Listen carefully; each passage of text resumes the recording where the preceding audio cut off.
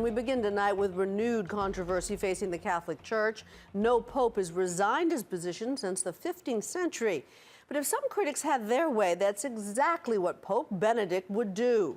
This Holy Week has seen him defending the Vatican and himself against allegations that he knew about and failed to act on sexual abuse by priests years ago. But in one major scandal, his role may have been far more complicated than that, as our chief investigative correspondent Brian Ross reports. Brian? Cynthia, with growing questions about the role of Pope Benedict and the Catholic Church sex scandal, there is new attention to his handling as Cardinal Ratzinger of probably the most egregious, notorious case of them all, involving a priest with powerful connections inside the Vatican who was also a drug addict and a pedophile. For years, despite repeated allegations that Father Marcial Maciel had sexually abused young men, Pope John Paul II continued to call him an important leader of Catholic youth. Father Maciel was a revered figure in the Vatican. He also had the advantage of being the greatest fundraiser of the modern church. Father Maciel was the founder of a little-known but well-financed Catholic order called the Legionaries of Christ.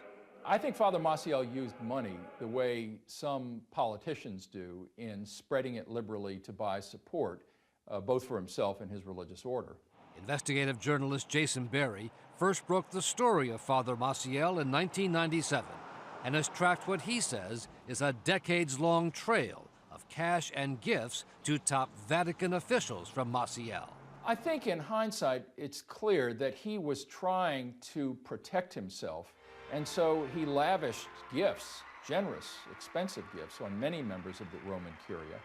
And on top of that, he made a point of cultivating friendships with these men. And as a result, when the Vatican received allegations against Maciel, it touched off what appears to have been a high-level power struggle between the Vatican Secretary of State and then Cardinal Joseph Ratzinger, now Pope Benedict. Father Maciel's Legionaries of Christ now operates in the United States and 23 other countries, with its well-manicured headquarters located in Rome, just a few miles from the Vatican. It was here, at this seminary and others, that Father Maciel was alleged to have molested some of the young men under his control as seminarians, going back to the 1950s. He pushed my hand into his pinus, and I didn't know anything about masturbation. And he says, you don't know how to do it, let me show you. Juan Vaca, a former priest now in his 70s and living in New York as a college professor, says he was one of some 30 boys abused by Father Maciel.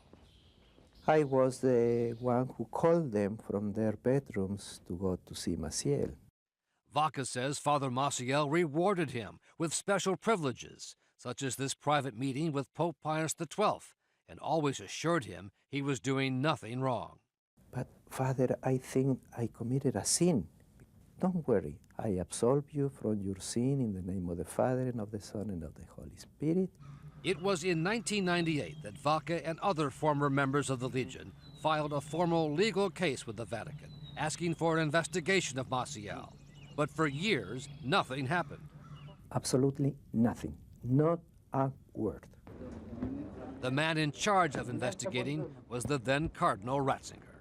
I wanted to ask you a question about Father Maciel.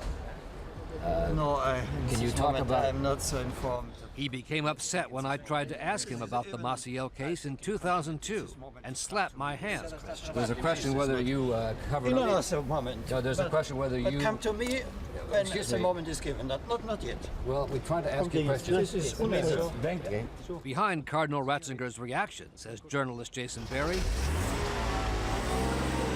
was the effort of the Vatican Secretary of State to protect Maciel.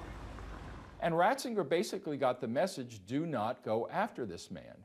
Berry says both Pope John Paul II and the Vatican Secretary of State, Cardinal Angelo Sodano, emerged as Father Maciel's protectors. It's strikingly clear that John Paul II did not want to investigate Maciel, and Sodano was clearly the man who enforced that message to Ratzinger. Pope John Paul II's close relationship with Maciel and the Legionaries of Christ was no secret. He appeared in public frequently with Maciel, before and after the allegations of sexual abuse became public, including this scene in Barry's documentary, Vows of Silence. Así como al padre Marcial Maciel. Barry says Cardinal Ratzinger became increasingly convinced the Maciel case was turning into a huge liability for the Vatican. And I think at that point, Ratzinger figured he had to do something on his own. And so he broke ranks with Sedano, broke ranks with the Pope, and ordered an investigation of Maciel by a canon lawyer on his staff. A year after he began the investigation, Cardinal Ratzinger had become Pope Benedict, and a year later, he forced Maciel out of the Legionaries of Christ and into retirement, although he did not defrock him, strip him of his priestly powers. In the end, it was Ratzinger who took it on himself to investigate him, and despite mistakes that Ratzinger made in other cases, I think it is fair to say in the full light of history that he began to recognize the severity of this crisis. Did he go far enough? No.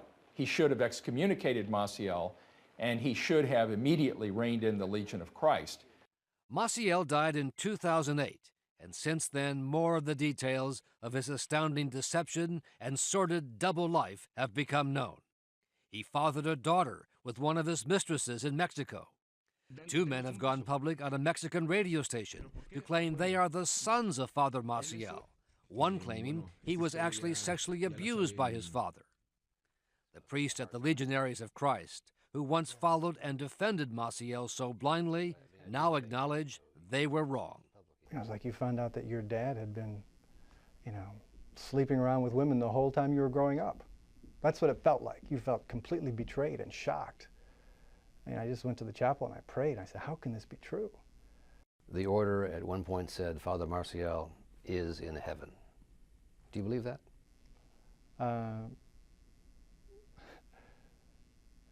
We entrust Father Maciel and all those who die to the mercy of God. It's a good thing I'm not in the judgment seat. Pope Benedict has one last big decision to make about the Legionaries of Christ, whether to disband the order altogether. The Vatican spokesperson said a decision on that is expected in the coming months. His entire background as a theologian is that of a moral absolutist. He's basically a fundamentalist.